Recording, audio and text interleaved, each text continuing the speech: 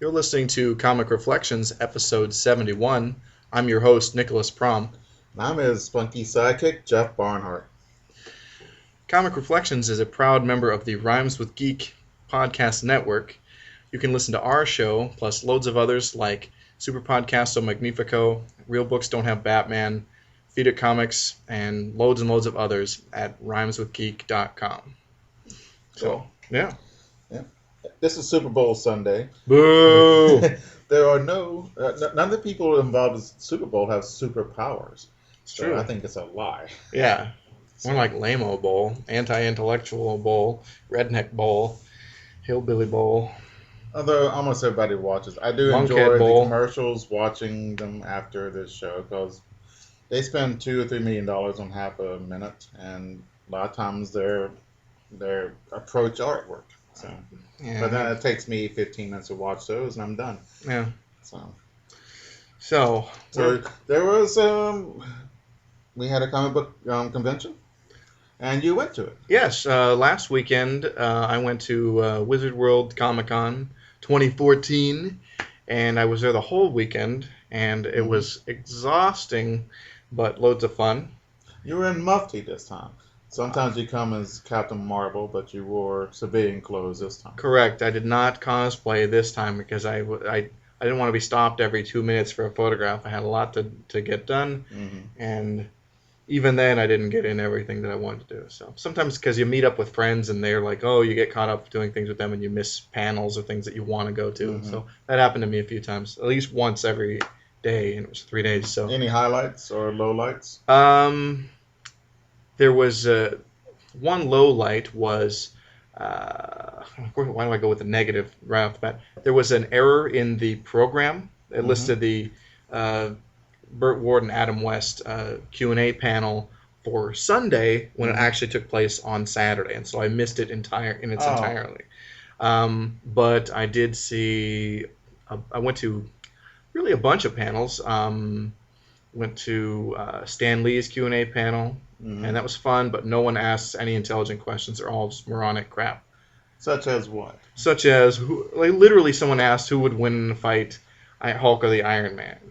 And who would? well, whoever the writer decides is what Stan Lee. But it's like no one asked anything like, hey, can you share some memories about creating Daredevil with Bill Everett, or something interesting. It's all dumb stuff, and or like, what's your next cameo in the Marvel movie gonna be, or I don't want to know, because I like seeing. I do enjoy those. Yeah, but I mean, come on, like, really? Can you? I want to be surprised when I see those. Well, right. But it's man, it's like that South Park where God comes down and then they only get one question, Right. and one of the kids asks this stupid question, Yeah. and everyone's really mad. Yeah. But man, Yeah. But that's a shame. yeah. So what's good? It was fun to do that, though. So you see that panel. William Shatner had a panel on Sunday that was really fun. That was, he was cool. He talked all about tinnitus, of all things.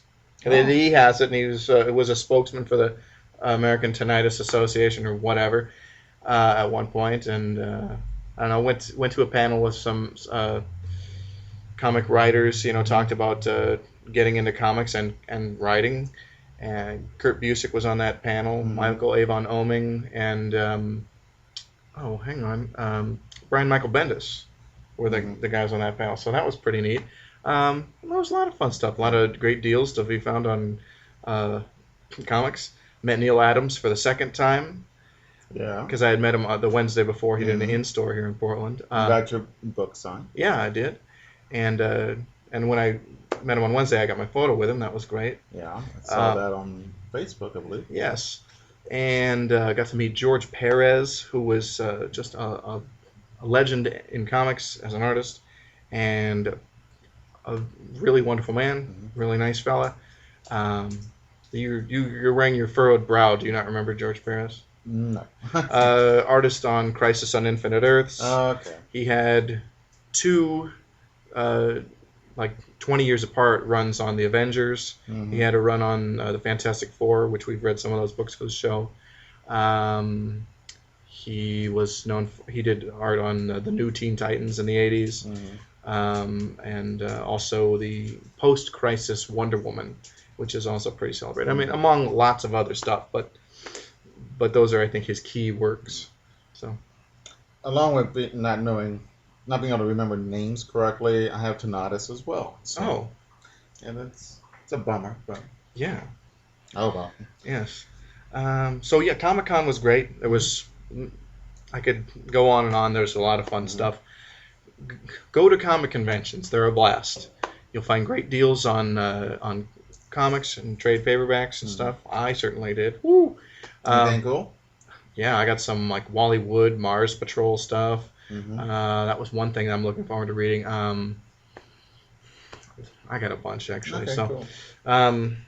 But yeah, so Comic Con was good. Yay! Hey, Can't wait to the next one, the Rose City Comic Con in September. Okay, I'll try to make that one. I wasn't able to make it this time. Yeah.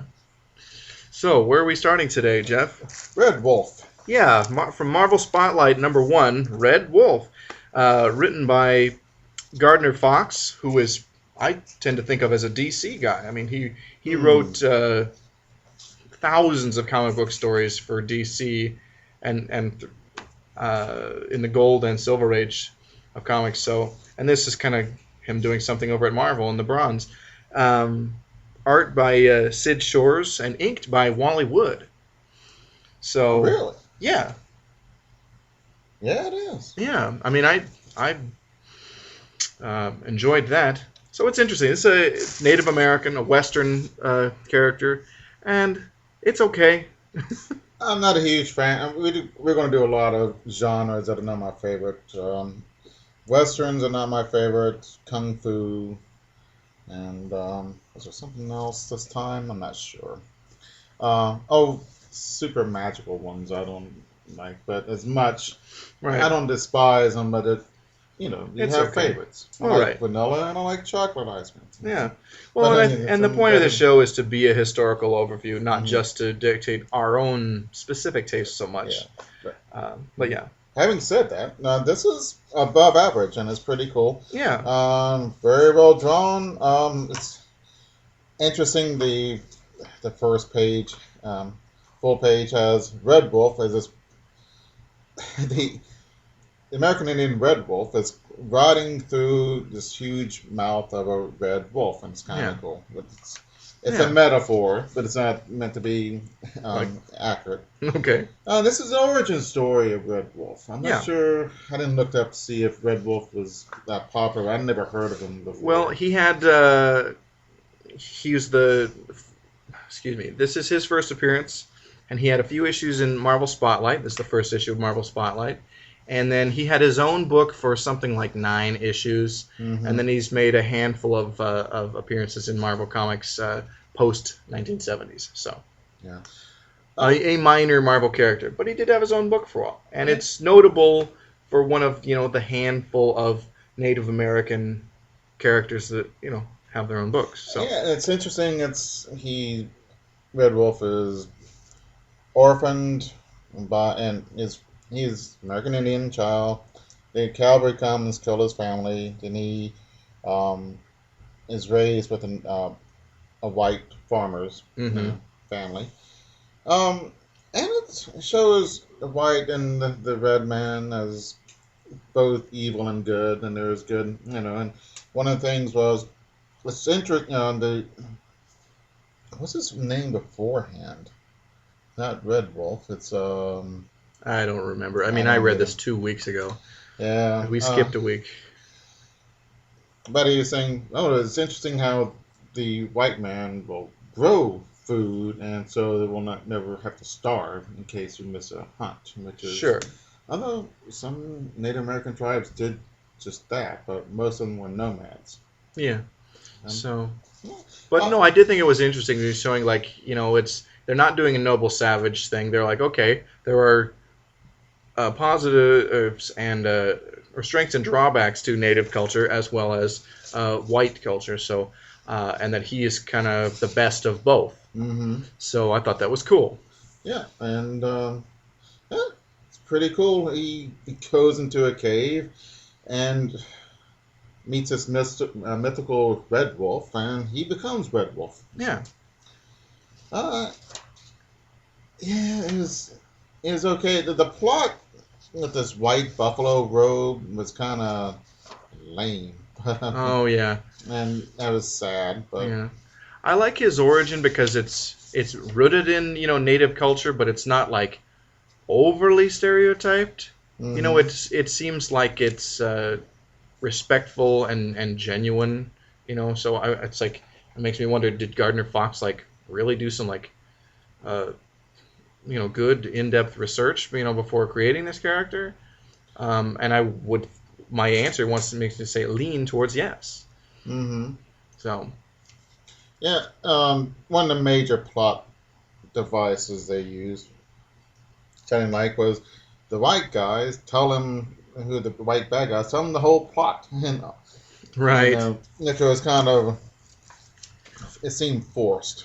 right. But then again, that they're telling the reader the whole plot. Yeah, but it's better ways to do it. It was sort of like, I mean, Yeah, they just go up and tell Red Wolf what's going on, and so, right, that makes it a little bit too easy, right, and so right. And is this Gardner Fox's best work? No.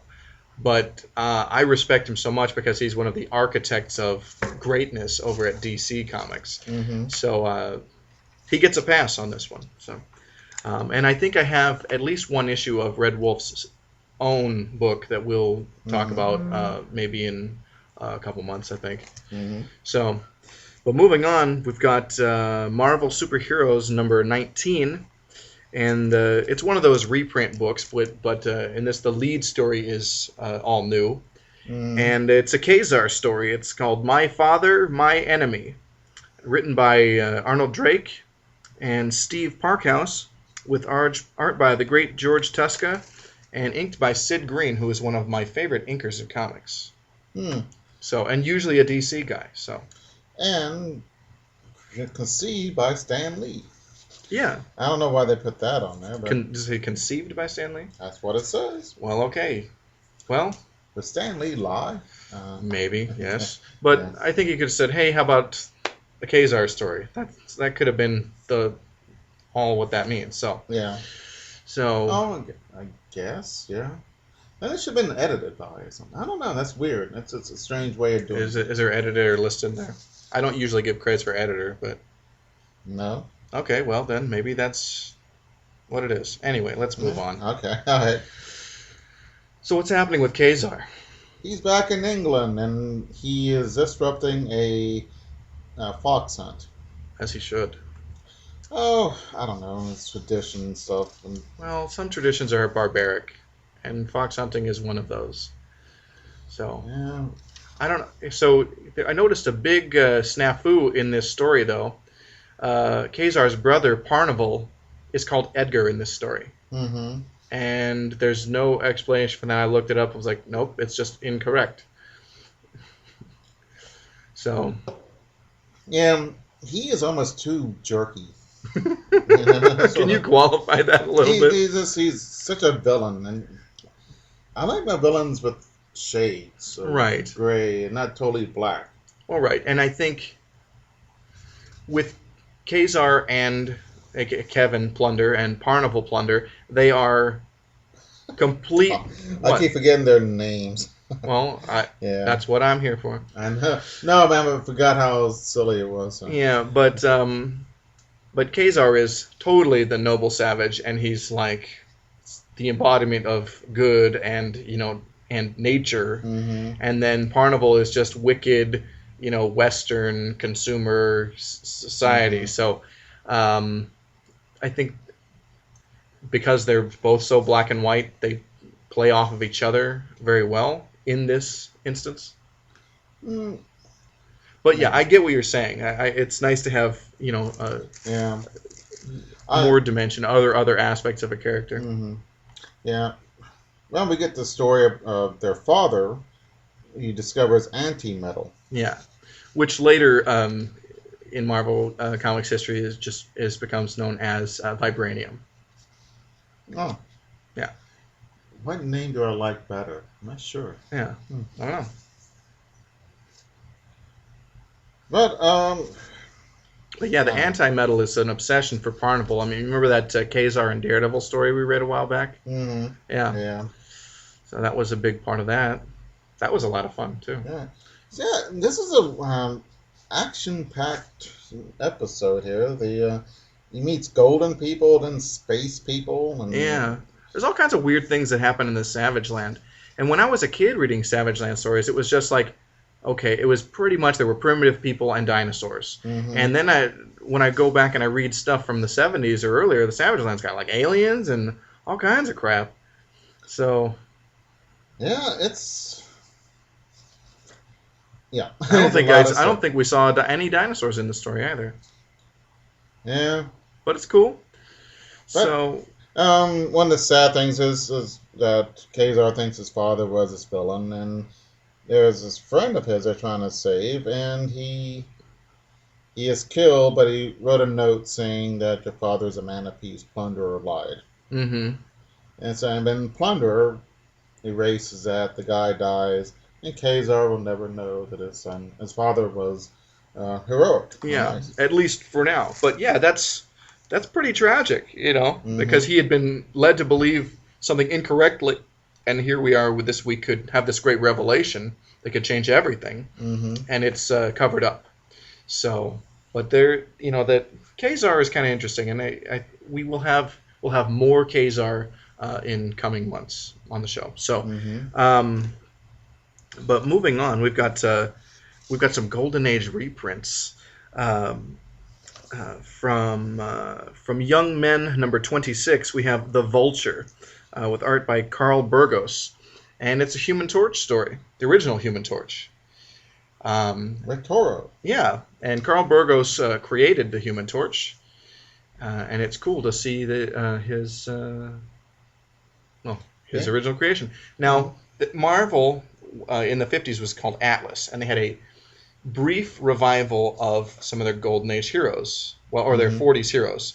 I think it's still the late Golden Age, but the Torch, Namor, and Captain America all had some new material for a little while, Mm-hmm. and this is from that period. And the Vulture, not to be confused with the Spider-Man villain, is this guy. He threatens the world with atomic destruction for a ransom. And he wears a vulture mask. Yeah. A Now, beak. what I thought was interesting, now that's a super cliched plot, but in Mm-hmm. like early 50s, this is a pretty new idea. Mm-hmm. And hey, right on. I thought this was a pretty engaging story. This was pretty fun. Yeah, they couldn't destroy the planes. They had these planes with atom bombs. They couldn't destroy them because they had atom bombs in it. Which Right. I don't think would stop the military. Right. But I might encourage them to destroy them. I like the Vulture as a villain. He's pretty ruthless, pretty interesting. Mm-hmm. Where's the cape? Yeah. But yeah, he throws him into a radiation room, Torch and Toro, Yeah. and then he throws him in a vat of acid. Man, it's pretty mean, but Yeah. it doesn't kill him. So. That's good. So he comes out on top, as I recall. So next we have from Astonishing number 6, Verdict by Magic, written and drawn by Wild Bill Everett, and this is a Marvel Boy story. Mm-hmm. Now, if you recall, we had an issue with the Fantastic Four where they did battle with Marvel Boy. He went crazy at one point and became the Crusader. Oh, We read that issue. yeah. That jackass. Well, this at this time in the 50s, he's a Marvel superhero. He was kind of one of their early attempts at post Golden Age heroes, and he's okay. But this story is kind of stupid because he has powers, but he doesn't even use them in the story. It's just a dumb detective story. Yeah. Okay, he's on the planet that will never be colonized, because who is going to live on planet Uranus? Right. You know, so I just Even if it had everything we needed and we could get there, like, oh, let's go to Uranus. Like, it'd be just too embarrassing, yeah. you know? It's a shame because it's the name of a god, Sure. and it's something Greek name, and there's tons of words we cannot use anymore because they're silly. Um, no one's going to name their kid Ajax anytime soon. Although it was a warrior, Sure. and but the cleanser is called Ajax. So, Right. We'll and just so like clean it up like a warrior. It kind of cheapened it. You're right. Certain. no one's to blame except for mankind's immaturity. Yeah, yeah, It is silly. It is, yeah. And Uranus jokes are not funny anymore.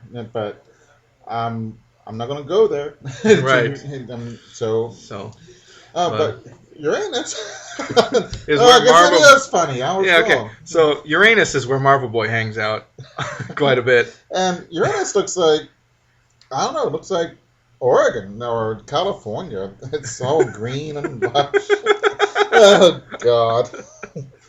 Oh man. Let's leave They Uranus alone. They must take really good care of Uranus. Yeah, indeed. Okay, Oh, man. let's move on with this story. All right, he takes there's supposedly a magician on Earth that's Right. communicating everybody. Yeah. So he's got to take the silver bullet, this spaceship there, back to Earth, and it's red and yellow. I don't know why the silver bullet. Yeah. Maybe it has Coors beer and who knows. Oh man. So what this magician's name is, and here's a giveaway. His name is Pasha Ent Eret Ur, and except for the Pasha part, it means future time, backwards. Which doing stuff backwards, that's a great something that's used a lot, especially in Golden Age comics, and quite a bit in the Silver Age as well. Think how many times things in Silver Age Superman stories, saying something backwards or something comes into play. So, it's a clever way to be clever when you're 8 years old. So. Right, and if you are thinking that's the intended audience, hey, perfect. So, so Marvel Boy sees this magician. He's doing all this crazy stuff, and there's no scientific explanation for it. Yeah, and he disappears. The bank is robbed. And supposedly, so the magician disappears, so Marvel Boy dresses up like a magician. And that brings out the real bad guys because they think he's escaped. So he flushed him out. That's cool. And brings them back to the theater where the magician is back. And the bad guys what is this called?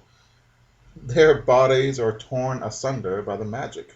Oh yeah, he just kind of he like removes their heads and their arms, so he what's the word? Dismembers them, but they're alive and they're floating. Their body parts are floating around. But is it an illusion or does he really do it to them? He kills them. Oh, wow! So, yikes! Yay! They're dead. Okay, I guess that's where we're supposed. Oh, but. Not a bad story, I guess, for Golden Age. Yeah, I'm just like, you got a guy with powers. Why isn't he using them? It just seems like an odd. Like this story would fit somebody else better. I like Bill Everett's art a lot. It's nice. What was your question? The art's were. Supposedly Uranus is 1,000,000 light years away from Earth. No, it is not. Somebody didn't do their homework there. That would be Bill Everett. And, you know how he earned the nickname Wild Bill Everett, right? No. Well, obviously, like it's a play on, Wild Bill. But Bill Everett was quite the drinker. Oh, okay. So he was a heavy drinker. Nobody drinks in comic book world. But, so anyway, our next story. We've got The Black Knight in The Knight and the Gypsies from Black Knight number 3, with art by the late lamented Joe Manili. He was a guy at Marvel that everybody loved, and he was very, like I said, well liked as a person, and he was a quick artist, but he died young. It's absolutely gorgeous. This is Oh, it is great, beautifully done. and it reminds me a lot of like Severin and Elders kind of stuff. Hmm it's very packed with images, but it's not confusing. Right. And it's well done. There's lots of good detail and rich Yeah. colors. It's just well done. Yeah. Um, I forgot what happened to him, but like he did, like I say, he died young, and there's been a lot of speculation of like, man, what this guy had such great promise. Like, what would have been like, in when the quote unquote the Marvel age of comics came upon us in the early '60s. mhm. What impact that Joe Neely would have had, because he was definitely a major player at Marvel up until his untimely demise. Yeah. That's the difference between real life and fiction, is that people die in inopportune times. Yeah. And in fiction, people die, but it's usually you know it's coming, Yeah. or it fits into the scheme of things. But in real life, death just happens. Yeah. Which is why I think, it's my theory, is that like Game of Thrones freaks people out because people are dying at weird times. You're not Sure. expecting them. And I think it's more like historical fiction or Yeah. history, is that Yeah. that's the way things are. You get, Yeah. hey, this guy's really nice. Oh, he's dead. So Oh, that's too bad. and that happens. And Yeah. real No, life. and I think you should see that more in fiction. Another example of this kind of thing on a little more extreme, Dick Dillon, who was a guy at DC Comics, and I think he did, up until his death, I think he did almost every. Well, is that true? He did. He was the primary artist on the Justice League of America, Hmm and he died like with one issue to go, like, very suddenly. He had a heart attack, I think, in one of those Justice Society, Justice League team ups, and I think George Perez came in and did that final issue of that story. So wonderful fill-in, but really sad that Dick Dillon just died, and he was like 50 years old, something like that. Yeah. You know. Okay. So anyway, Okay. The Black Knight is kind of a Scarlet Pimpernel story. yeah, yeah. This poopy fop guy, Hmm. and It is in the days of King Arthur, which is cool, yeah, and those characters are present here. So yeah. So everyone thinks this knight is a poofter, Yeah. as they say in England, but he's really the Black Knight, right, which is a takeoff on the Black Prince, which is actually was in 100 Years' War, right, and won the battle of yeah. some battle. So, Yeah. so I can't remember this story. There's something to do with the gypsies comes into play. Some villainous folks are trying to use the gypsies against the Black Knight or King Arthur's Yeah, court they're or trying something. to kill King Arthur. It's Mordred is. Oh, Trying, that's right. yeah, it's hmm. Yeah, it's a beautiful mass story. It's Yeah, the art's terrific, and the story was pretty ho-hum. mm-hmm. Oh, I mean, but sometimes a ho-hum story can be carried by beautiful art. It was enjoyable, but not ultimately memorable. right. Um, Very well drawn. and this Black Knight is kind of the, not in a real sense, but the spiritual predecessor to both the supervillain Black Knight from Mhm. Marvel Comics, Yeah. and then his nephew Dane Whitman, who would be the hero Black Knight. Hmm. So Oh, all right. We got a Submariner. that's right, we do. From from Young Men #6, we have The Alien Invasion That Wasn't, and it's written and drawn by Bill Everett, who created the Submariner. Mm-hmm.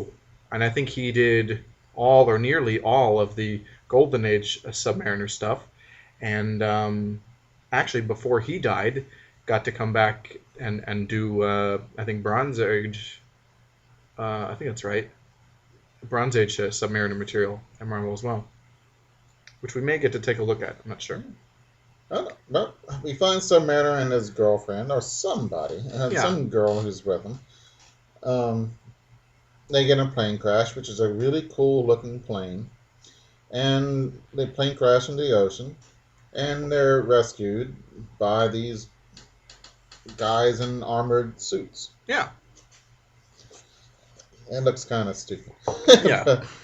Oh. But these guys in armored suits are alien invaders. But they're not. Yes.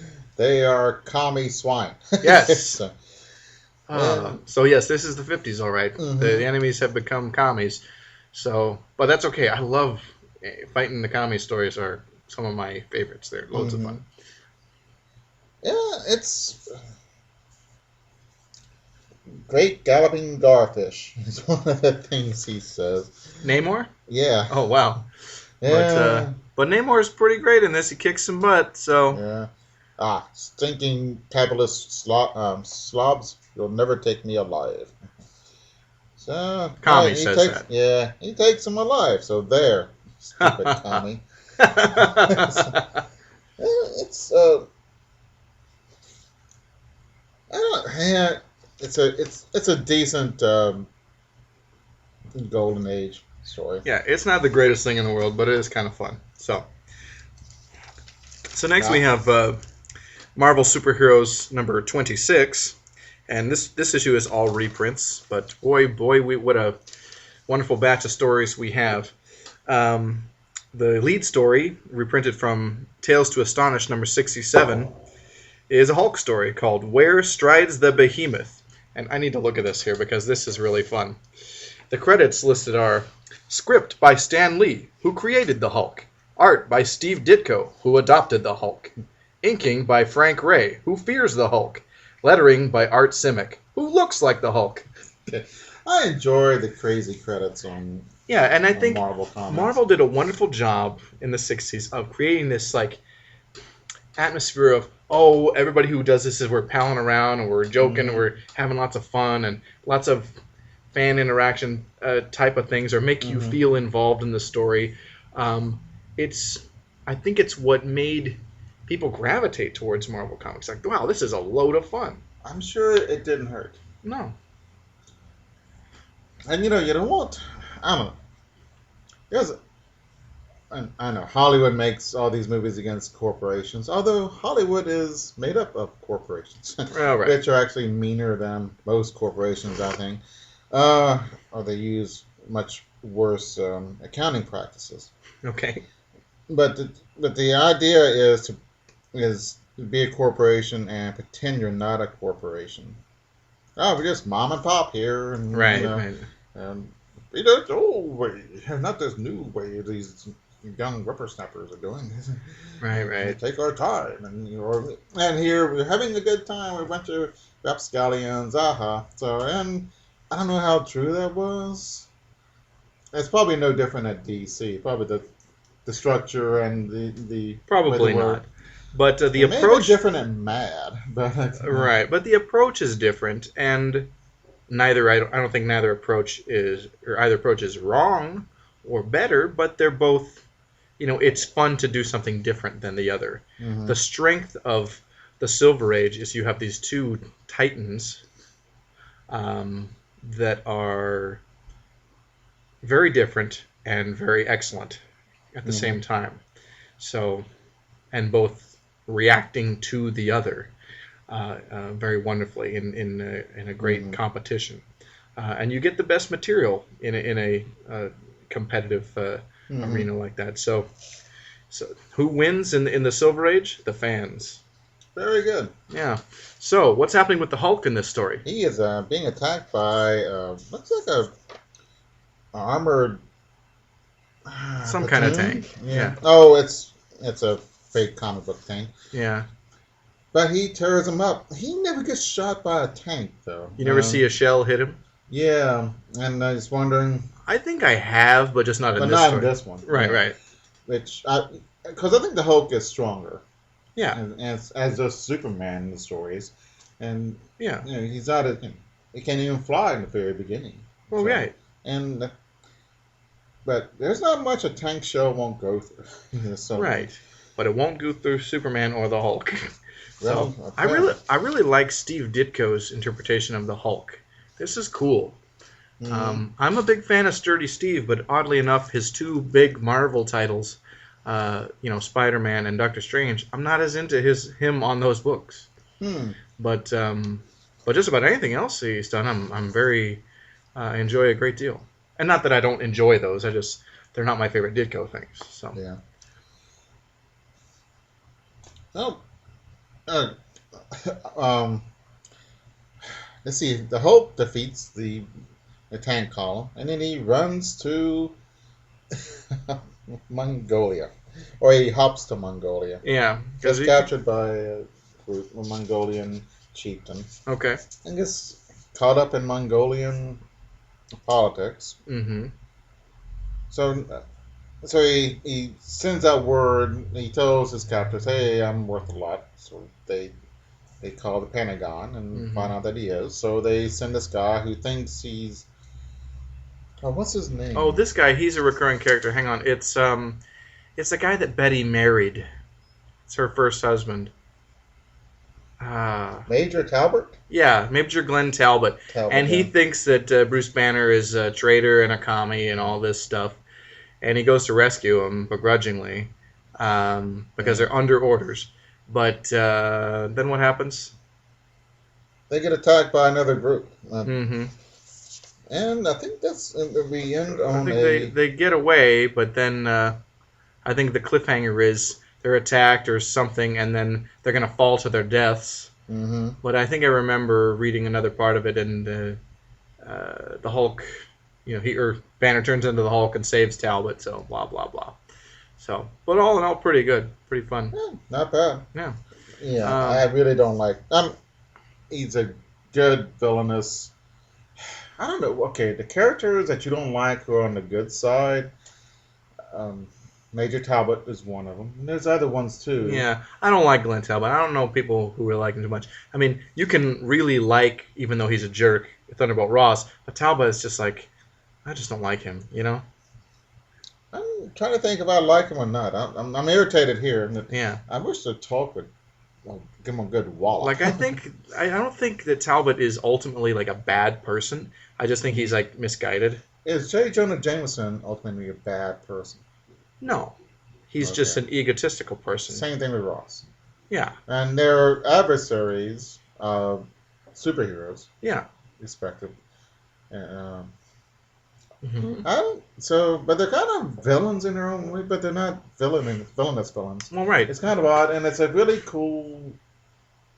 It's interesting, and this is the kind of dynamic that you were talking about earlier. You wish Parnival Plunder, Ka-Zar's brother, had more dimension to him, because these guys they're not bad. They think they're doing good, Mm-hmm. and that makes for interesting story. Yeah. So, Although J. Jonah Jameson is well, close to villainy. he's close, and I mean more Thunderbolt Ross and Yeah. and Glenn Talbot, because Jameson he's serving his own ends, he's serving his own ego, but he's not evil per se. Yeah. He's just petty. And you don't want them to die. I mean, No, um, Spider-Man would be boring without no, Jameson. no. I'm talking about you want the really bad guys. Huh? The Joker. I don't want the Joker to be gone, but his death will be pleasurable. Because he's Sure. such an evil. At least And some villains are just nasty. And sometimes like the story where a character dies is their best story, like Kraven the Hunter. Kraven's last hunt is like the one time I feel like that's a cool character. Yeah. Ironic, huh? Yeah. So I mean, sometimes the death of a character can make them a classic. Mm-hmm. So next we have I think it's the very first time we've read X-Men for this show. I think you're right. Yeah. So we have reprinted from X-Men number 7. We have The Return of the Blob, written by Stan Lee, art by Jack Kirby, and inked by Chick Stone. With all the words spelled right by Art Seamak. But with all the vibrant verb of Jake Stone. Mm-hmm. And drawn with all the titanic talent of Jack Kirby. Yeah, I'm not going to say Stan Lee's. Okay. Here we got Magneto Mm-hmm. is evil. Yeah. And this is the early phase. Yeah. Oh, and we find that the X-Men are graduating college. Yeah. Or school? Are they college or what? It's the Xavier School for Gifted Youngsters. I think it's high school. So, Mm-hmm. but they're graduating, and he's going to bail on them. Yeah. So, yeah, 7 issues in, and they graduate. Okay, but yeah, it's pretty cool. So they're on their own, and Magneto is got another plan to take him and his evil mutants to destroy the X-Men or some crap. Mm-hmm. Um, but one thing that's very interesting is this is the story that introduces Cerebro, the mutant detecting computer. Yes. And Although there's a mistake, the second time the name is mentioned, it's referred to as Cyberno in the story. yeah. But that's just a one-off goof. But yeah. I did not know the evil guy Mastermind, who's real jerk. He can create illusions, but Yeah. Oh, he's putting the moves in Scarlet Witch. Yeah, he's pretty sleazy, and of course, Magneto's ticked off. well, and typically, Quicksilver is very quick to defend his sister. Mm-hmm. But yeah, Yeah. So Professor X is bailing, and he's putting Scott in charge as the leader of the team. mm-hmm. And What's Scott's name? Is it Scott Summers, no? Cyclops. Okay. I couldn't remember. Oh. So we find ourselves at a circus. Yeah. And clowns. Creepy. There's a reason why Joker is pop, because he looks like the clown. And clowns are, I don't know. For me, I went from clowns are scary to clowns are boring. There's no sweet spot of Right. clowns are funny. Never saw that. Right. Yeah. There is one panel. Magneto just shows up at this carnival, and there's a panel when you see a wonderfully drawn clown by Jack Kirby, and it's creepy looking, and it's awesome. Mm-hmm. So, but he Magneto doesn't have to hide because he's at a carnival. Yeah. You would think there'd be more fights at carnivals just because of that. yeah, I know that the Hulk hit at a carnival as a he remembered the big robot, and Yeah. one of the early ones. He was juggling elephants. yes, Pretty and cool. that was when he was taken in briefly by the Circus of Crime, the Ringmaster and the Circus of Crime. I'm pretty sure, and we'll see them a couple times. This was an very Avengers soon. story, and they're looking and they're being searched by for the Avengers. And I think shortly after he joined the Avengers for a little bit, then got angry and left. Yeah, maybe that is the first issue of Avengers. Maybe the Circus of Crime had nothing to do with it, but the Hulk was part of a circus briefly. You're right. I mean, the Hulk was only on 2 adventures with the Avengers before going rogue, and then he was their enemy for like a couple. First on his own, and then with Namor for an issue. Mm-hmm. Man, that's a great batch of issues, by the way. Those early ones. All right, so we meet the Blob, who's a mutant, and he can just take up any damage. Yeah, and Blob, like Antaeus, he cannot be moved as long as his feet are flat on the ground. Hmm. But this is his second outing. The Professor X took away his memory of being a mutant previously when he was a menace, and then he went back to the circus. Mm-hmm. So we see the X-Men hanging out at this beatnik club. Oh, that's great. Great. I knew you were going to love this. Yeah. Oh, is it fair against beatniks? I don't know. They were kind of a kooky bunch. I wonder what beatniks thought of this. I don't know. Would they be too cool to read comic books? Probably, but Or maybe not. Maybe I fit right in with the pop art crowd, and, the people who were really into Warhol and Lichtenstein. mm-hmm. So Maybe. I don't know. I don't know. So we see some beatniks paint a face on the beast's one at the bottom of the beast's foot, which is really hilarious. Yeah, and they love his feet, and They're huge. Yeah. So, well, the X-Men are called away by Scott because he finds out there's trouble. So yeah, and the Blob is pretty strong. yeah, so the X-Men, they go to fight the Blob, and Magneto is obviously manipulating him, and Shooting up torpedoes, all kinds of stuff. I love it. Magneto shoots these torpedoes, and Iceman creates this tube to like turn it around, to catch it and shoot it through and change its direction. I thought that was great. Because ice rolls around it, and then they just harmlessly roll away. Yeah. So. Yeah, good fight. And the Blob is set up by Magneto. Yeah. And that ticks him off, so he goes a third way. He says, "Screw all you guys. I want to go back to just being a carny." Yeah, and if he's happy, why not? Sure. But of course, this is not the last that the Blob has seen. He doesn't stay at this forever. But it's fun, and it's great to see. I love the original Brotherhood of Evil Mutants with the Toad and Mastermind and Quicksilver and Scarlet Witch. And Magneto, it's weird. He's the mutant terrorist at this point.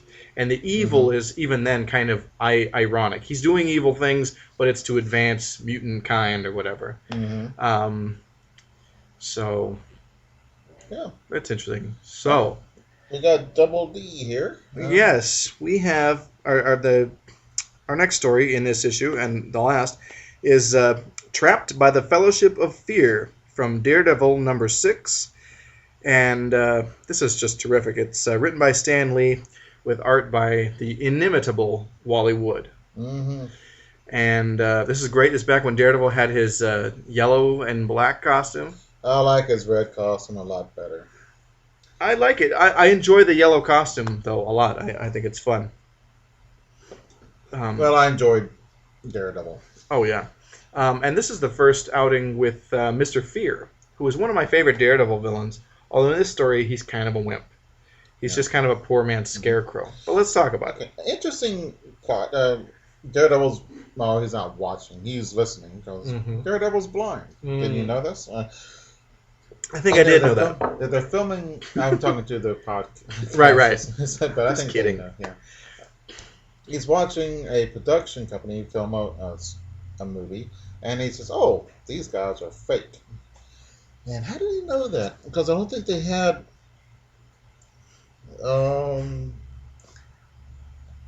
Yeah, they had. What guys are fake? The filming crew was. Oh, it was a fake filming crew. Yeah. What was the clue that? I don't know. He could tell somehow. But anyway, the part of the crew, I think, is what. Great, we got dead air. No script girl's voice. No sound of police holding back the crowds. Ah. Yeah, that's it. I don't know. Would that be a good plan? Probably not. Oh, filming a movie to, like, distract people while you commit a robbery? Yeah. It works well enough for a comic book. Yeah, I mean, I'm talking about in real life, so... No, because there's all kinds of permits and other things. You would need people impersonating police officers. It might work for a very short robbery. Yeah, it had to be something, you're stealing this huge diamond, something that'll make it worth your while, but... Yeah. It would work better as a distraction to keep the police, hey, you don't have a permit to film while you're a block away committing a robbery. Yeah. So, but anyway, he runs into the Ox and the Eel, who are a pair of minor villains. The Ox, of course, part of the Enforcers, who would fight Spider-Man quite a bit with Fancy Dan and Montana. And the Eel, who I didn't know this, his costume is slippery. Yeah. And that's the deal. Yeah. So and is it Dr. Fear or Mr. Fear? Mr. Fear hires these guys because he figures they're weak enough that I could control them or employ these Supermen. So a brand new supervillain who hasn't really done anything yet, Mr. Fear, hires. This is the origin story. Yeah, it is. And he creates this fear gun with fear pellets that he can use to make people afraid. So he's sort of like the Scarecrow, but not as good.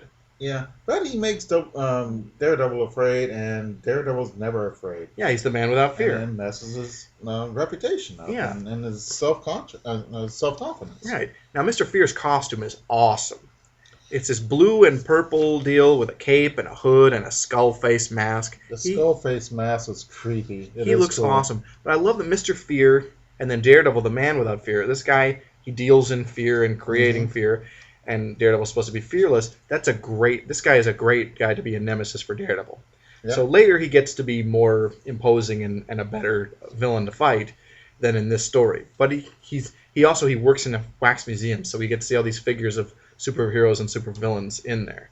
Yeah, which was odd. So, But I liked it. Yeah, and then there's Daredevil. He has a wax figure, and Daredevil replaces the wax figure with himself. It's pretty cool. And then he gets the drop on these bad guys, which is excellent. It's done in a James Bond movie. Yeah? So, but the Golden Gun. Oh, okay. But I enjoy the Daredevil's melee with 3 colorful supervillains. Well, not so much the Ox, because he doesn't have a costume, but it's pretty fun. Yeah. And it's okay for a first story with Mr. Fear. He definitely gets to be more imposing later. Yeah.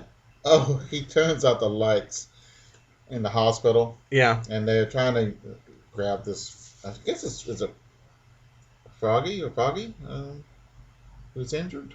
Yeah, that's right, Foggy. Mm-hmm. And here you see these little yellow circles, but wham, thud, crack.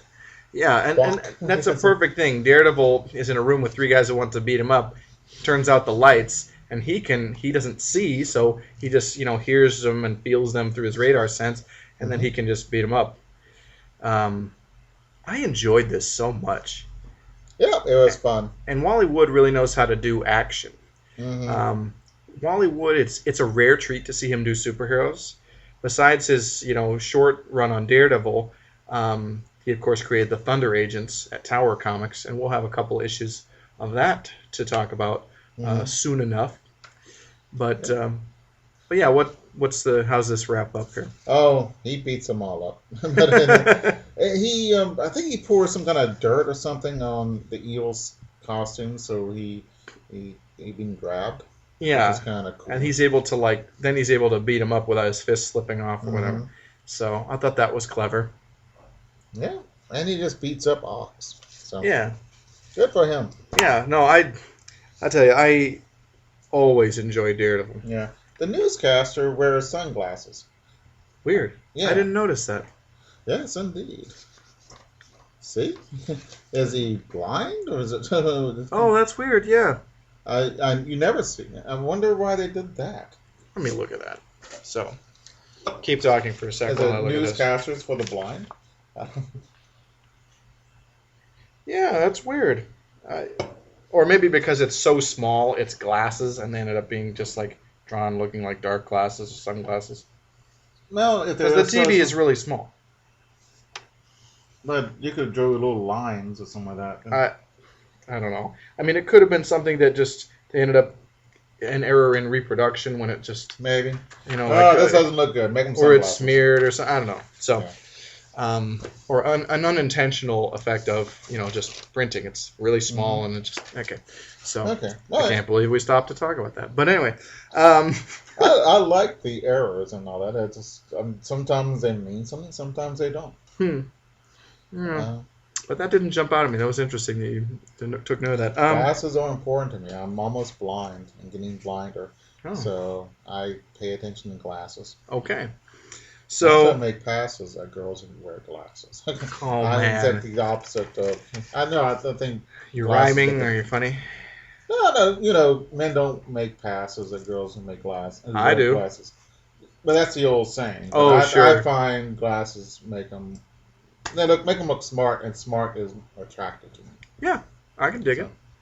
All right. So from Dell Comics, we have Naza, Stone Age Warrior, number 8.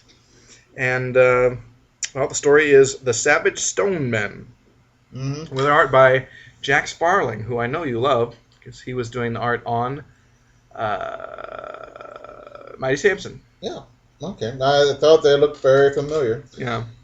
Now, this series only ran for 9 issues, and this is number 8. So, there's so many caveman stuff. It's kind of, I don't know. I think there's several reasons for that. One is that caveman attire is scanty, and so you can show a lot of skin. Yeah. There are no laws. Yeah. No one's going to be offended. Sure.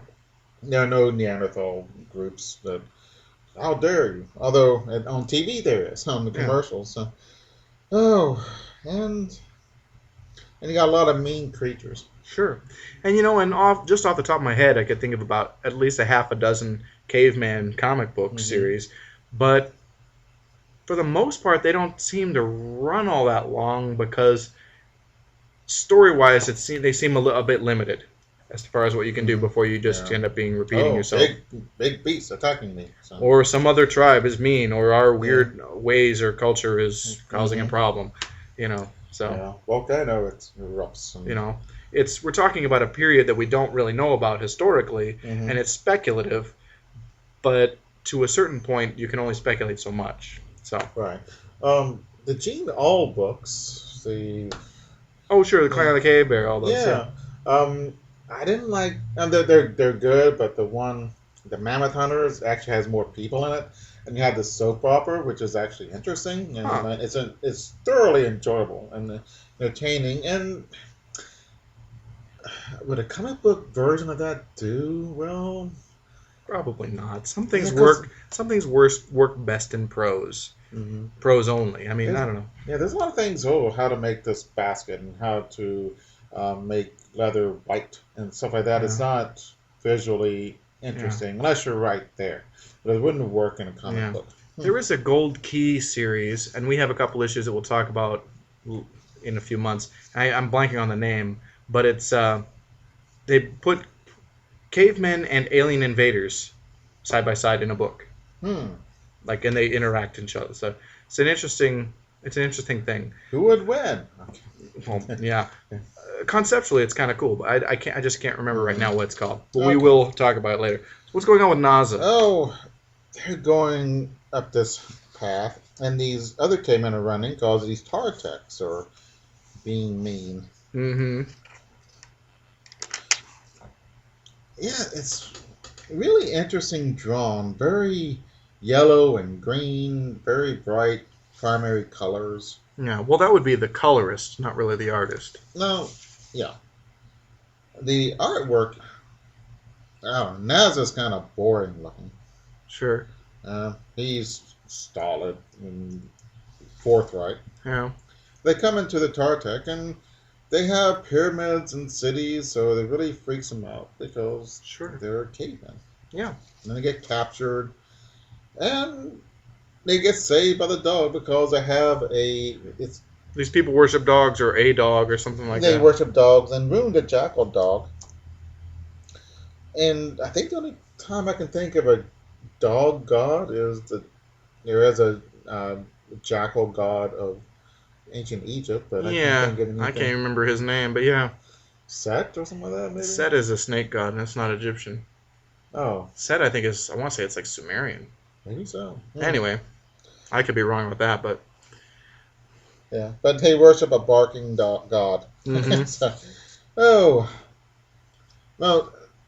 this is kind of like an Egyptian, Mayan, Roman, because they have... It's just a blend of ancient-y stuff.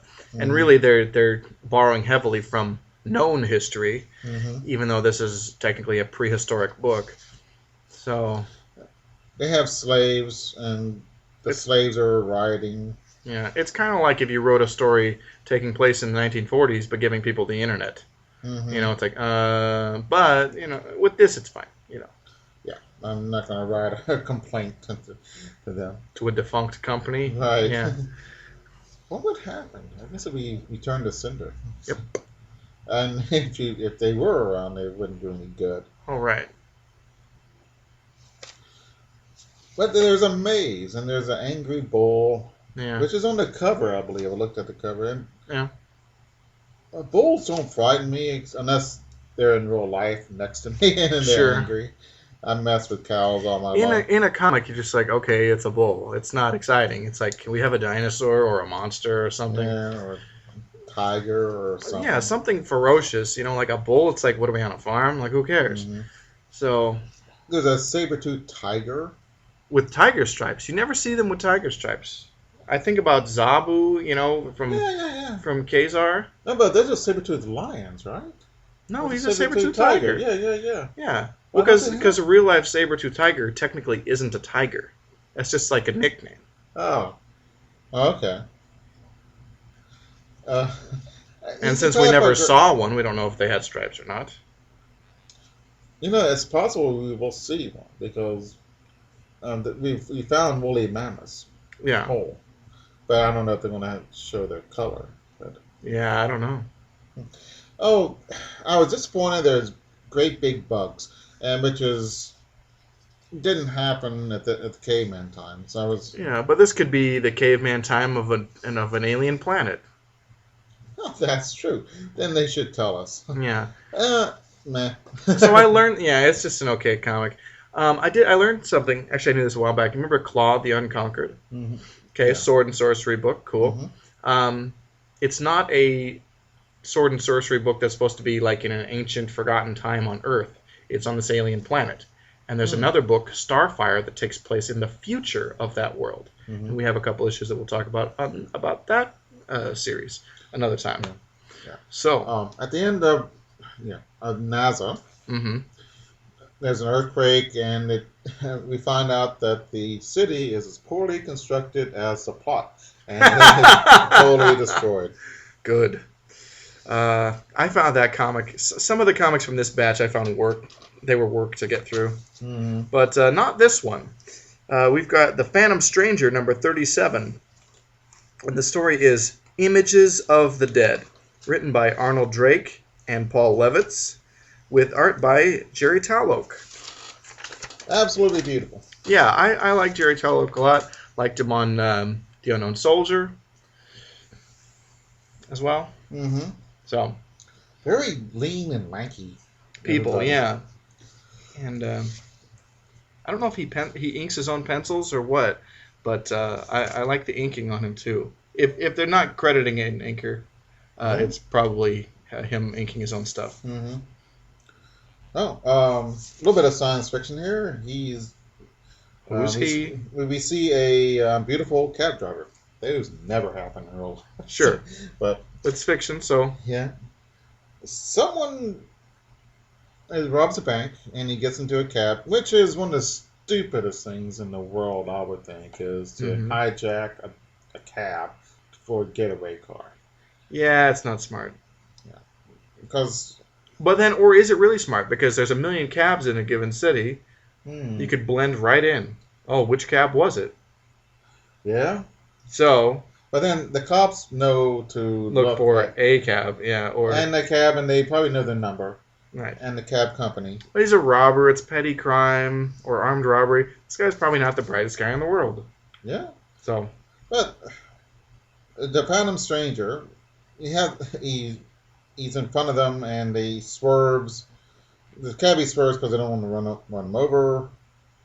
But the bad guy wants him to run him over, but they crash. The cabbie runs away, and the guy shoots her in the back. That is low life. Yeah, yeah. That's just well. I wonder. It's interesting because we see the Phantom Stranger getting fisticuffs in this story. Yeah, that's sort of. Which is unusual, but I'm into it. I'm all about it. Mm-hmm. Yep, he hits him with a mighty smack. Yeah. So,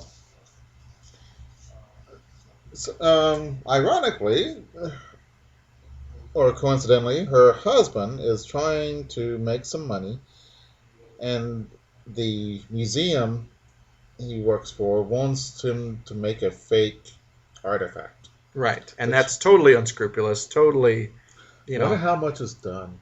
It'd be interesting to know how much stuff we look at is totally fake. I wonder if this is ripped from the headlines of a scandal or something that happened. Mm-hmm. Oh, it certainly has happened.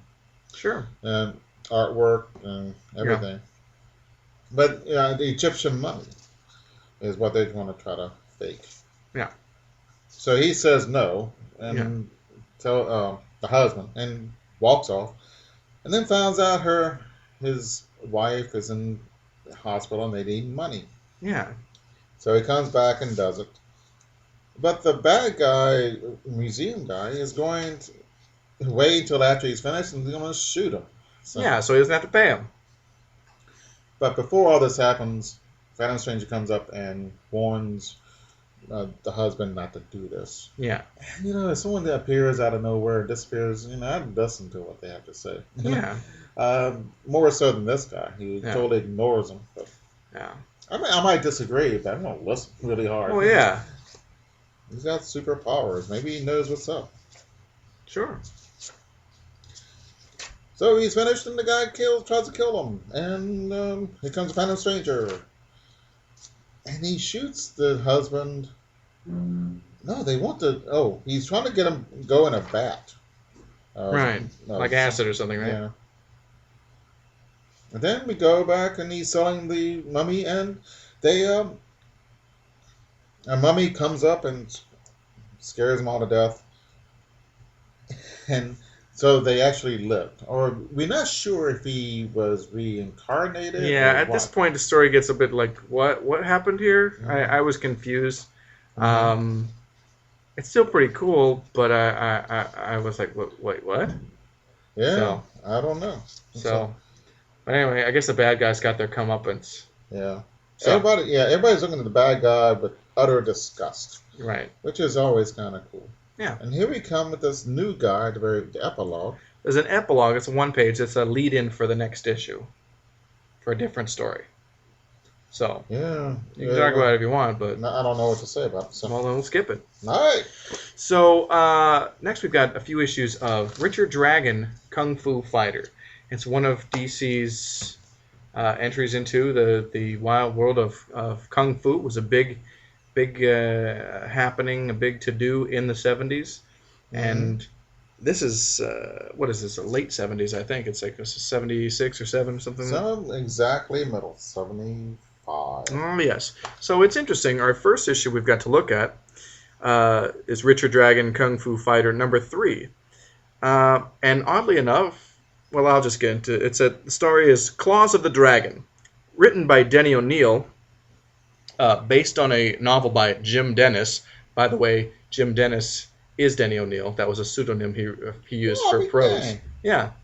Okay. Yeah. So, which is kind of weird. I don't know why they even bothered with it, but he did. Oh, you don't want. I think. I think that the book industry looks down on comic books, Sure. so that's probably why. Yeah. And I think probably. But is somebody who reads paperbacks only even going to know who Denny O'Neil is? Yeah, it's an odd world. Yeah. I think. No, I think that the publishers will look down upon. Oh, he's a comic book writer. Man, that's what I thinking. can dig it. I can dig it.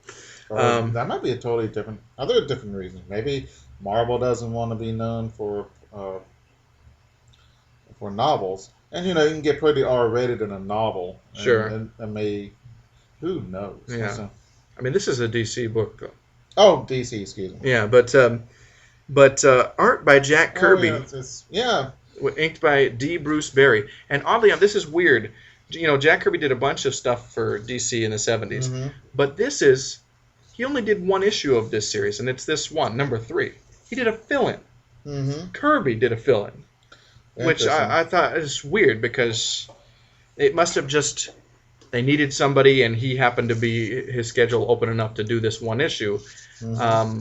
But it's strange because you think fill-in is not your A-list guy, and Kirby is A-list all the way.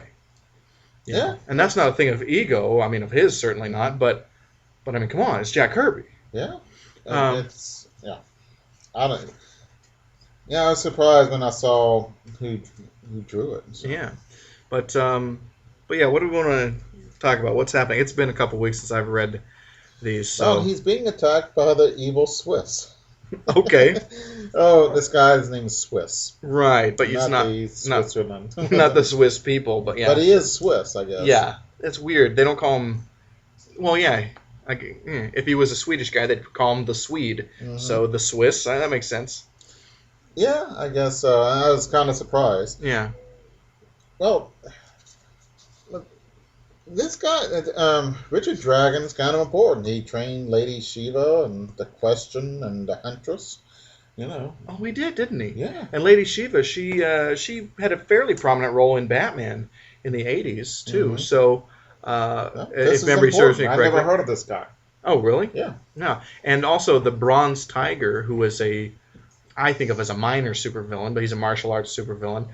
He's recently shown up on Arrow, the TV show. Oh. So, and he appeared first in this series, although I don't think he's in the issues we have. Mm-hmm. But Richard Dragon Kung Fu Fighter is a notable series. So, Yeah. Some really cool Kirby drawings. and it's interesting to see him do a martial arts book.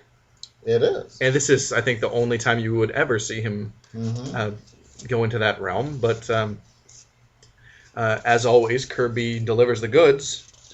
And does he? Oh, man, what an evil look. The Swiss guy is really, really evil. Yeah. All right. Segway time. Oh, you're going to talk about Count Dante again? Well, I looked him up. Oh, okay.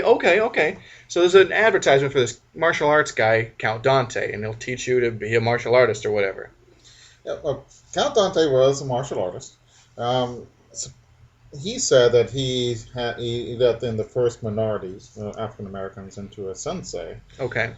But the guy who was in charge of the sensei said that's nonsense. And that's why supposedly he broke off and made his own stupid kung fu stuff. Supposedly he went to the Orient and involved himself in death matches. Yeah. Okay. Oh, and his name is really John Keenan. He liked. I guess he liked Dumas, so he named himself after the Count of Monte Cristo. Okay. And supposedly he was a suspect in a $4.3 million heist. Oh, man. And then he dies. Like, in the 70s? Yeah. Interesting. Because we see these Count Dante ads in a lot of these comics. Mm-hmm. That's a fascinating story. That'd make a good comic book or a movie. Yeah. We gotta do it ourselves. Yeah. So here's something. Run Run Shaw, the Hong Kong filmmaker, and he did many, many martial arts movies, among other kind of genres. He recently passed away at the age of 106. Mm-hmm. And I went to a Run Run Shaw tribute film night at the Hollywood Theater here in Portland. And we left before the third film because I was just totally wiped out. Mm-hmm. But they showed The Mighty Peking Man, which is a giant ape movie. It's a kaiju picture, and they showed this weird horror movie that was just bonkers. It's called Bewitched, and it had all kinds of black magic and wizardness. But anyway, Run Run Shaw did many, many martial arts movies. The guy that is the program director at Hollywood Theater, he's a big fan of Run Run's kung fu movies, and he was trying to track down someone in the Run Run Shaw's organization who used to show these films in the States, to track down those prints so he could show them. And he a roundabout way, he had to do all this detective work and get in touch with people, and they gave him a key. And you go to the Run Run Shaw Theater in the Chinatown in British Columbia, and this will get you in. And the place is all boarded up, okay, but it used to be a movie picture theater. And he goes in there, and in the theater, pulls away a panel from the wall, and there's reels and reels of film, and it's just left there, preserved. A couple hundred movies.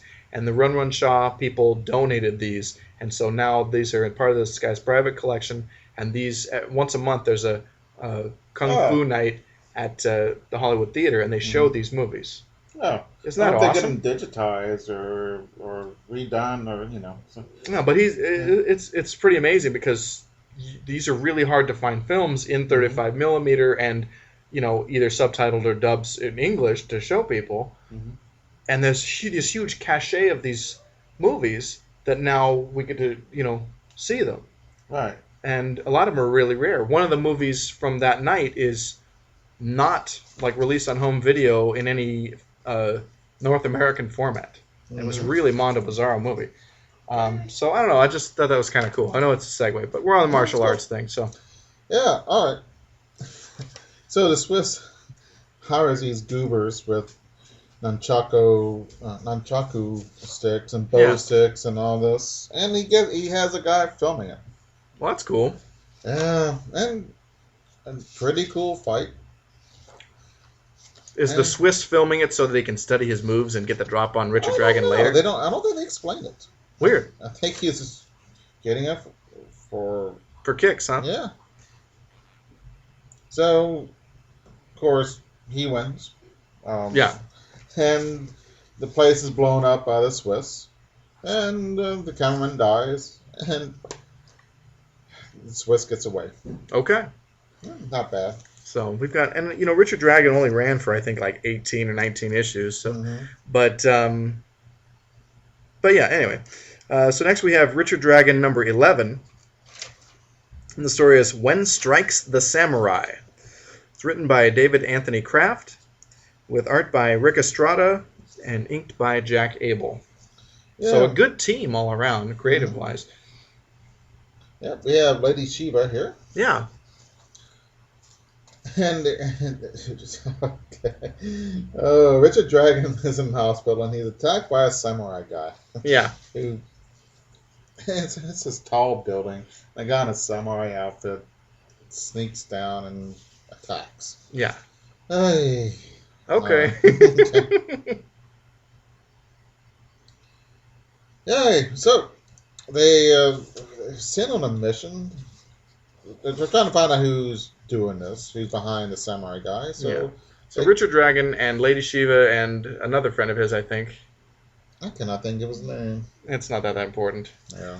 So Telegram Sam sends him on his mission, which is a great and ridiculous name for any character. But and where do they go? What do they do? They go to Seoul, which is the most depressing cities of the world. Yeah. I don't know about that. Oh. Have there been a Lake Oswego? Oh. Actually, Vancouver, Canada, I found depressing. Yeah. It's so huge. Oh, no, it's scary, maybe. So they get into a kung fu fight. I guess Richard Dragon is always barefoot. So. Okay. I don't. Here's the thing. It looks cooler to see the barefoot when you're doing kung fu than to have shoes and doing it, in a comic book. So I can dig it. Yeah. Didn't he meet this cool girl? Yes. That's helping him, and then she gets killed. Sun Ling Po. Yeah, by commies. Yeah. We see a little discussion on Chairman Mao. I think Chairman Mao is still living at this time. Yeah, I think you're right. So he beats up some guards, and then the Japanese guy, samurai, attacks, but kills Sun Ling. And doesn't Richard Dragon kill that guy? Mm-hmm. Good. Yeah.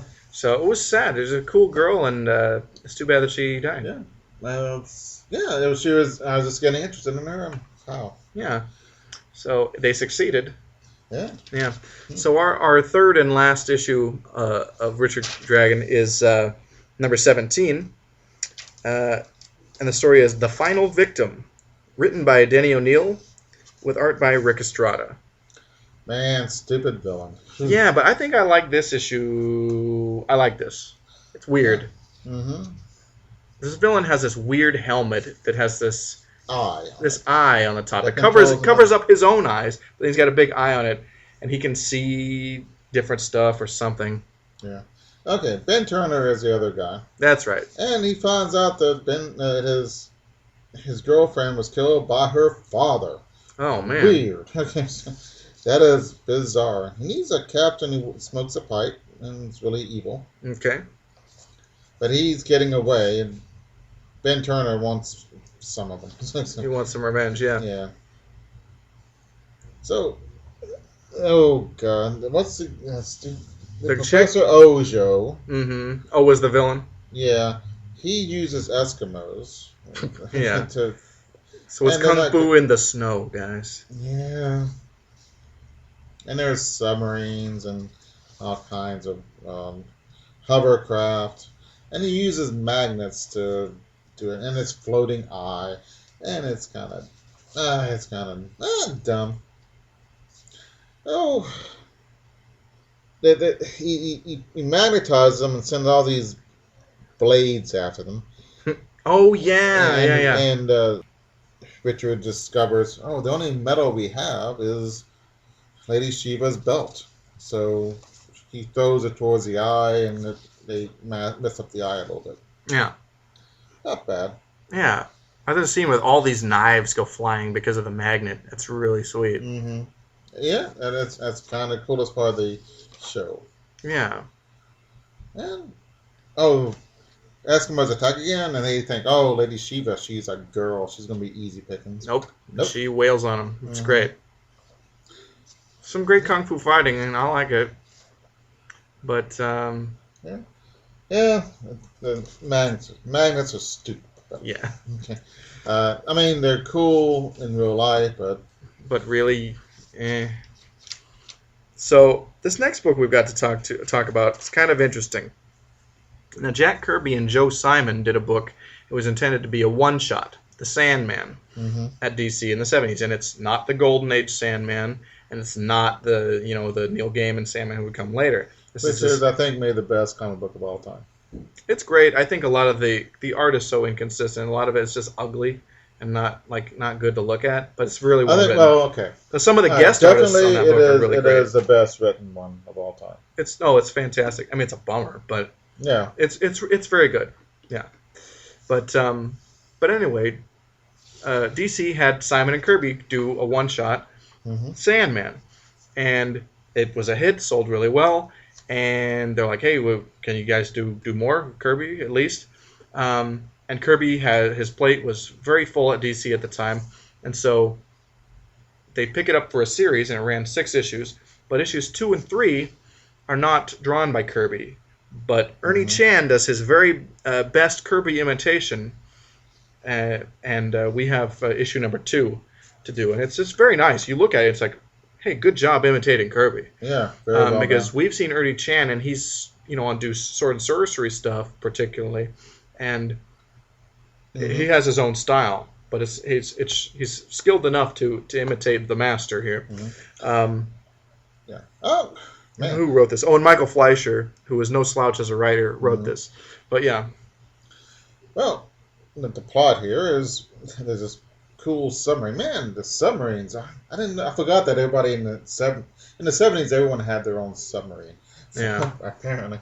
Yeah. But these 2 guys come and kidnap this kid because he registers 12 in the angst meter, and Dr. Spider, who is a spider, a man with a spider body.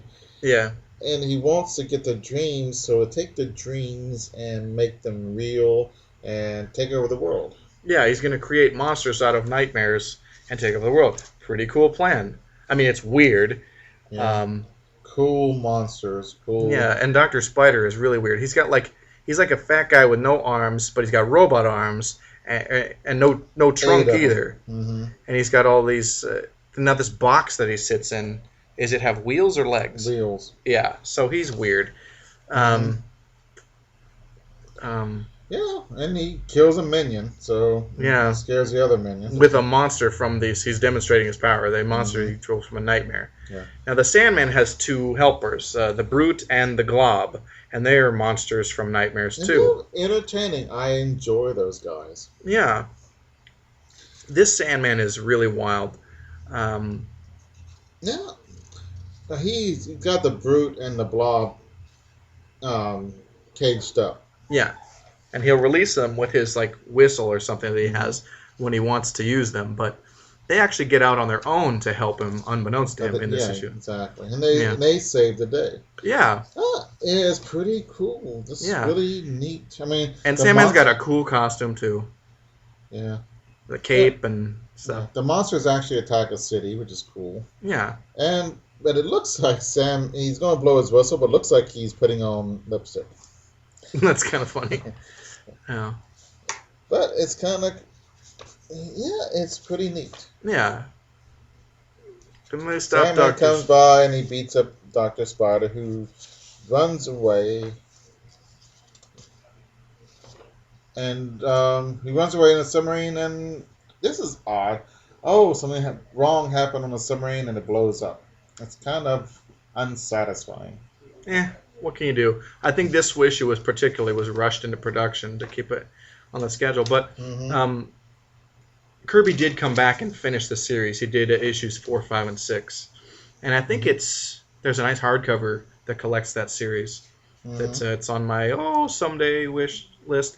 But I think is this our last book that we've got to talk about for Yes, today? it is. Oh, yes, and this is wonderful. We got some great Silver Age DC classics to talk about. We got origin stories, and origin stories are always special.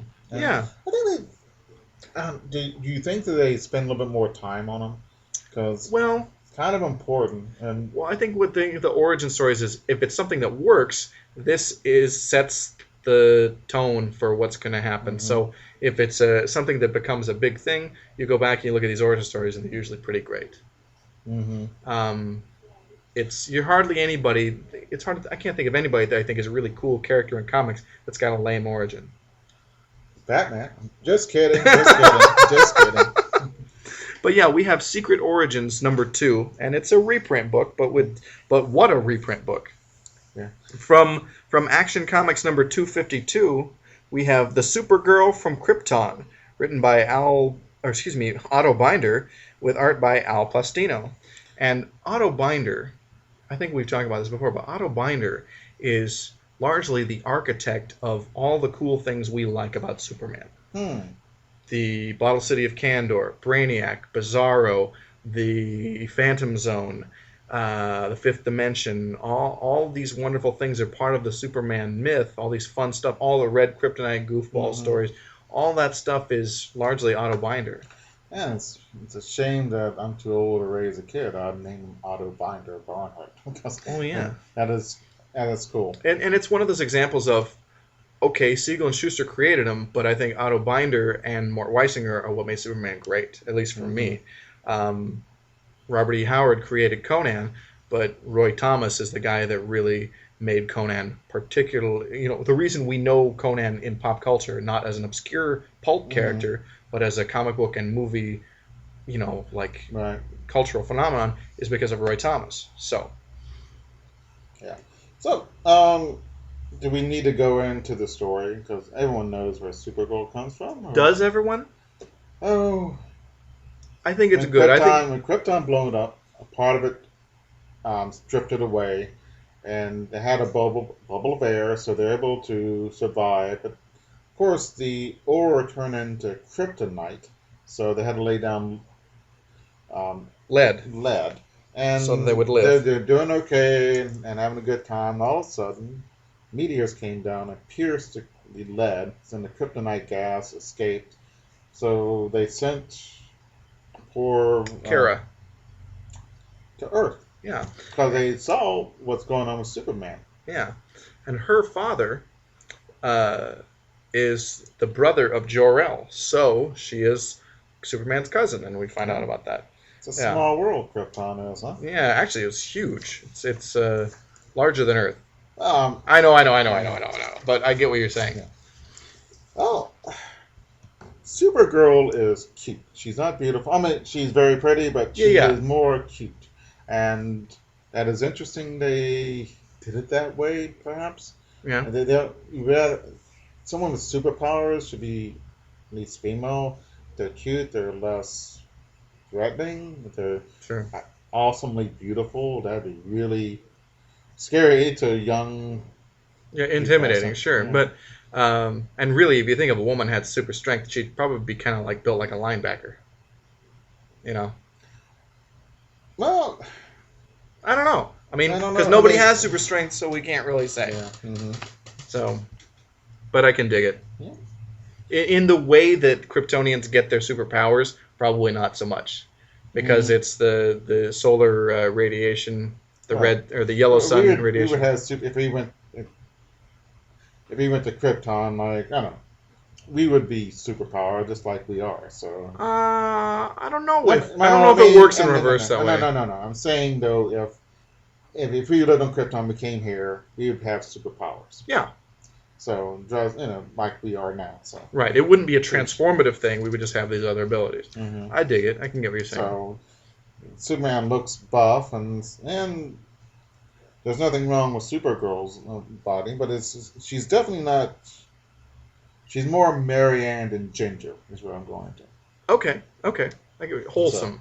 yeah, wholesome girl next door look. All right, and Yeah. think of the time, and she was created in the late 50s. So, hmm so, but What yeah, is up with? Okay, she names herself Linda Lee, and Superman says, "Wow, lots of women I know are named LL."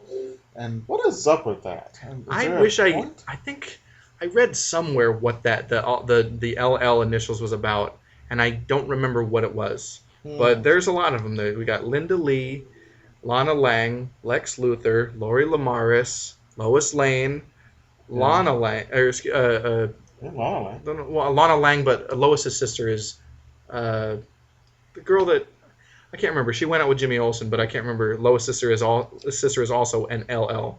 Oh, I don't. I can't think of it. I'm blanking right now. But there's a lot of LLs in Superman. I don't Mm-hmm. know.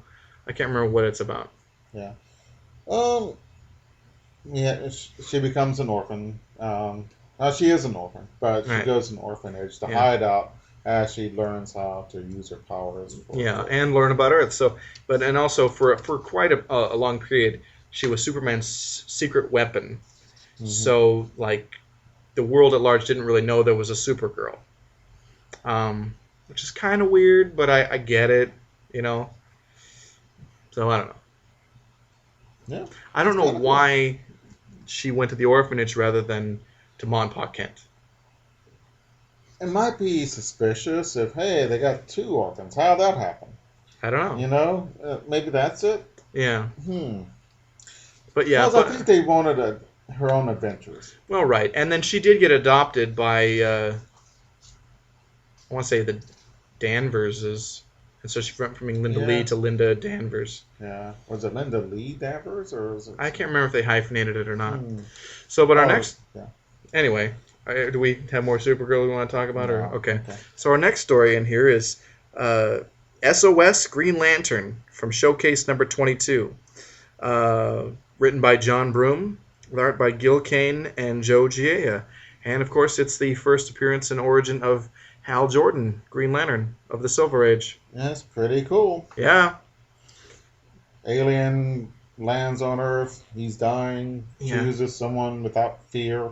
yeah. Then doesn't get Daredevil. Well, And okay. Um, Hal Jordan. I didn't know. I'd forgotten this, but he's in a trainer, and it's not in the flying one. It's one of those which is brand new at the time as stationary trainer for flight yeah, training. So. yeah. It's a flight simulator Hmm. device. Yeah. But the power ring of the lantern brings him to Abin Sur, who's dying, and he's crashed on Earth. And Abin Sur gives him the ring, tells him all the whole schmear, Hmm. and it's on with his adventures. Now, this doesn't reprint the entirety of that issue because that issue of Showcase also had one or two other short adventures with Hmm. Hal as the new Green Lantern. But this is just the origin section of that. Yeah. But it's pretty cool. I mean, gotta love Gil Kane art. It's just beautiful, and yeah, Yeah. I I like Green Lantern. I don't like the Green Lantern. It looks goofy or something. when The green. oh the lantern, the power Yeah. battery, they Hmm. recharge it. I know Yeah, it's from that. No, Green Lantern in the Golden Age was magic instead of science. So, right. but it's still, I don't know, kind of goofy. Lantern is. Okay. But both of these stories, and we're going to get to Adams a little bit, but they're very sad and with a lot of loss. And Well, it's sure. really I mean, like, kind of cool for comic books to deal with. And, well, yeah. I mean, like, and then you gotta have some kind of tragic element to like for a hero to rise above or to come up because hmm if everything's just roses, hey, I got all these powers, it's kind of like you would take it for granted, but hmm you have a responsibility or a duty when there's that element of tragedy hmm present. So, and I think that's what makes these origin stories good. hmm Yeah. So yeah, we do have the Atom as well. Birth of the Atom from Showcase number 34, um, written by Gardner Yeah, Fox, yeah. with art again by Gil Kane, and inked by Murphy Anderson. So really, just an all-around star team on this. Um, Well it's so drawn, but I yeah. don't like it. You That's don't what like it? Okay. I'm not a huge Adam fan anyway. Oh, okay. I'm not an Adam hater. Okay. But the story is kind of stupid. And he's trying to shrink things, and he discovers. And then every time he shrinks something, it blows up. Okay. And then he thinks he has a plan, but they go spelunking into a Okay. cave, and they get caught. And he discovers how to use the reducing lens and shrink him down. He doesn't blow up. Yeah. And it's just kind of it just takes me out of it because that's not how science works. I mean, lots of accidents and all that's happened, but it's just such a precise thing, and I don't know. I was just kind of meh. Actually angry about it. Okay. So it was compared to these other two. This is a lame origin story. Okay. I didn't like it. I can see it being weaker. I do just love the art all around, though. It's just terrific. It's pretty. Yeah. But yeah, I mean, in the late 50s and the early 60s, Julie Schwartz, editor supremo over at DC, he was taking these Golden Age characters and like, hey, let's come up with a brand new version of them for the 50s or the 60s. Mm-hmm. And, first he did The Flash, and then Green Lantern, and then the Atom came third. And a lot of people, when they think Silver Age DC, it's the Flash, the Green Lantern, and these Atom stories. These great things that under Julie Schwartz as editor. So yeah, I don't know. Yeah. Oh, I guess that's it. Yeah. What did we learn today, Jeff? Comic books are fun. Yes, they are. That's the lesson that keeps on being learned. Keeps on learning. It's terrible. Yeah. I swear, I am the worst at endings in this show. But it's okay. Live long and prosper. Yeah, all right. Well, okay. That's all for this week. Thanks for listening.